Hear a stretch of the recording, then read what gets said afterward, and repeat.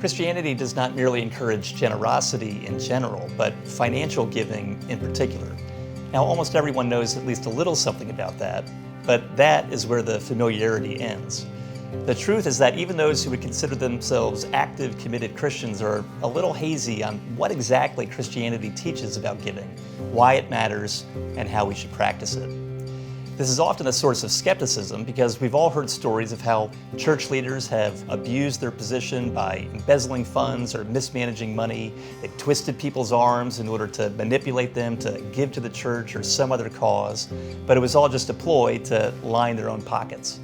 So we shouldn't be surprised if some people cringe when it comes time in the worship service to pass the plate. Personally, that's why I was hesitant to say anything too pointed about money in the earlier years of my ministry. I didn't want to be associated with the sleaze, let people figure it out on their own. But I've since come to see that learning the joy of generosity is key to our growth as Christians.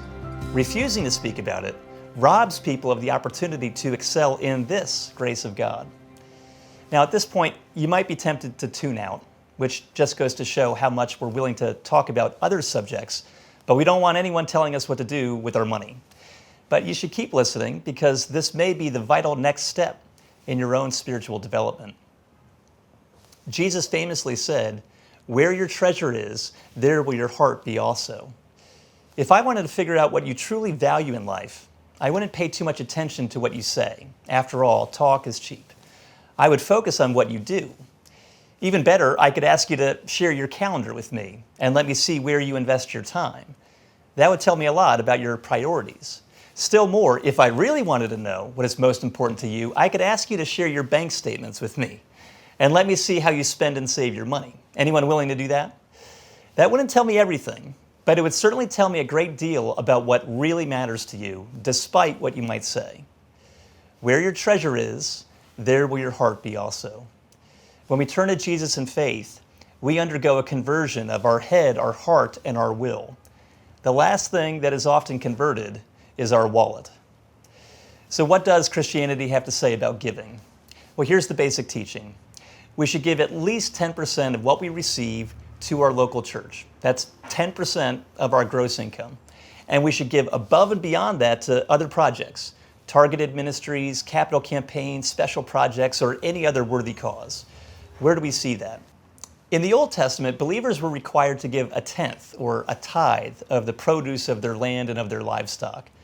Those were, of course, the two primary ways people in the ancient world made a living. And according to Leviticus 27, the tithe belongs to the Lord. The tithe was used to support the work of the ministry carried out by the Levites who served in the tabernacle and later in the temple, and who therefore did not have any other means to provide for themselves. Even the Levites were required to tithe what they received in order to support the work of the priests. In addition to providing for the priests and the Levites, the tithe was used to meet the needs of the most vulnerable members of their society, widows, orphans, and non-citizens who had taken up residence in the land. God took the tithe extremely seriously. In Malachi 3, God accuses his people of robbing him. Why? Because they were skimping on their giving. He tells them to stop stealing from him and to bring in the full tithe. Obviously, this was a big deal. But the question arises, to what extent does the tithe carry over from the Old Testament to the New Testament? It's true that Jesus does not command tithing, but he doesn't abolish it either. He mentions tithing in the parable of the Pharisee and the tax collector in Luke 18. More importantly, Jesus chastises the Pharisees in Matthew 23 for fastidiously tithing even the tiny little herbs in their gardens, but failing to address the weightier matters of the law, justice, mercy, and faithfulness. He says that they should have practiced the latter without neglecting the former. So what are we to make of this? It would be convenient and easy to conclude that tithing was an Old Testament practice that's no longer required. That way we could feel good about giving away very little and spending the rest on ourselves. But when we consider the teaching of Jesus, we recognize that his tendency was to lift the bar on what was required, not to lower it. Don't just love your friends, love your enemies as well. Don't commit murder, but don't insult your brother either. For that reason, giving away 10% of our income should be considered the floor, not the ceiling. It's a baseline minimum guideline for giving, not the maximum requirement. Now, this no doubt will be hard for most of us to hear because, on average, Christians today only give about 3% of their income. But if anything, the scriptures encourage us to be even more generous than the Old Testament believers. In light of all the benefits that God has showered upon us as a result of the life, the death, and the resurrection of Jesus, it seems simply incredible to me that we could interpret Christian generosity as giving less than an Old Testament believer. All the examples we see in the New Testament point in the exact opposite direction. Take a look at what we learn about the first Christians in the book of Acts. The earliest Christians gave away their resources in radical proportions to meet the needs of others in response to the grace that they had received in and through Jesus. Specifically, I'd like you to consider Acts chapter 4, verses 32 through 37. Verse 32 emphasizes the point that the early Christians had everything in common. The same Greek word provides the root for the English terms communion, fellowship, or partnership. This passage shows us that Christian community goes beyond merely sharing common interests, beliefs, and goals, and involves sharing money, possessions, and material resources with one another. What we see here is that the earliest Christians shared their money and possessions voluntarily, responsively, and sacrificially. First, the early Christians shared voluntarily.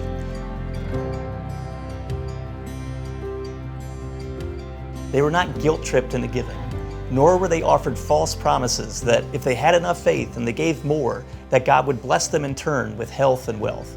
No, their giving was completely free and voluntary. It was not forced or compulsory. At first glance, it might appear that the Bible is advocating some kind of primitive socialism, especially when you read in verse 37 that Barnabas sold a field that belonged to him and brought the money and laid it at the apostles' feet. But the New Testament model of economic sharing resists easy categorization.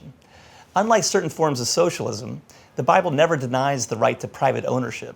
In fact, owning property is considered so crucial to a person's well-being that God acts to ensure that everyone has the opportunity to acquire and preserve property of one's own. But unlike certain forms of capitalism, the Bible never endorses a purely individualistic perspective that would allow someone to say, "It's my money, I can do whatever I want with it." That becomes especially clear in this passage. Yet the question remains, if this economic sharing was voluntary, then why did they give so generously, especially if no one was forcing them to do so? Verse 32 provides a clue. No one said any of the things that belonged to him was his own. Legally, they owned everything. But they didn't think that it belonged to them. They knew that everything ultimately belongs to God. Likewise, we need to cultivate an attitude of heart and mind whereby we recognize that everything we are and everything we have belongs to God, not to us. We are merely stewards, which of course is the image Jesus often uses to describe us in his parables. God entrusts his resources to us to manage on his behalf. Do you see that? It's not your money. It's not your apartment. It's not your stuff. So the real question is not how much of my money will I give away, but how much of God's money will I keep for myself? First, the early Christians shared voluntarily. Second, they shared responsively.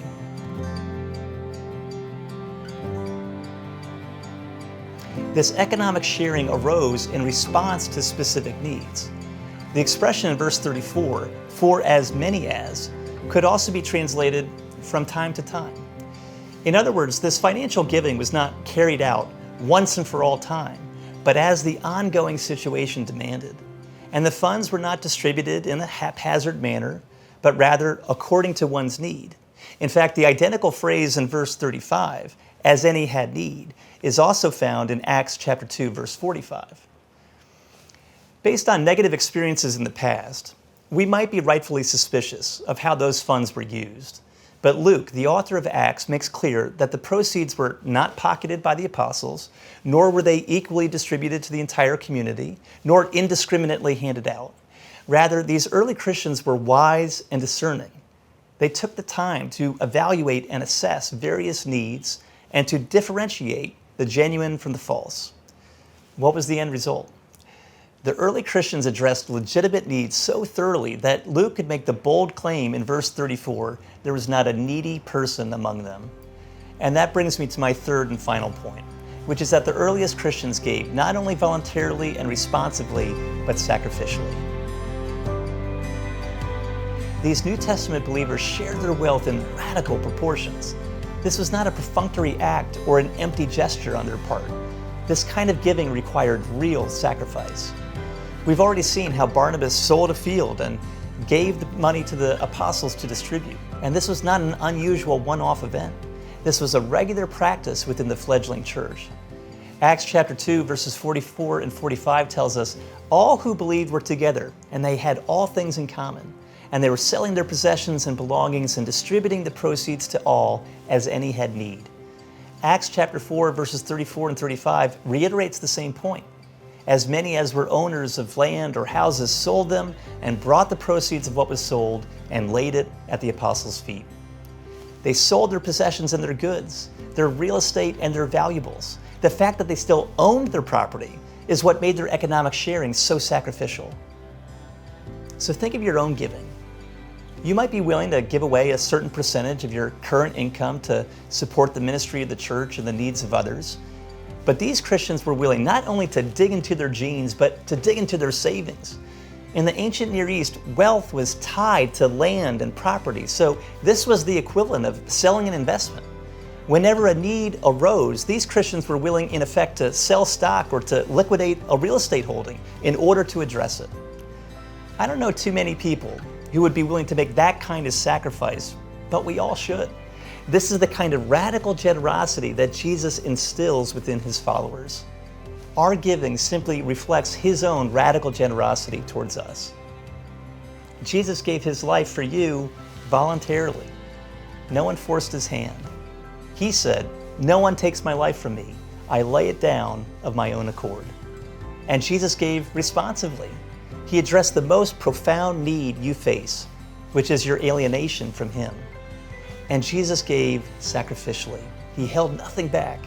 He gave himself up for you as a sacrifice to God. The more you see how Jesus gave of himself, voluntarily, responsively, and sacrificially for your sake, the more willing you will be to give of yourself for his sake.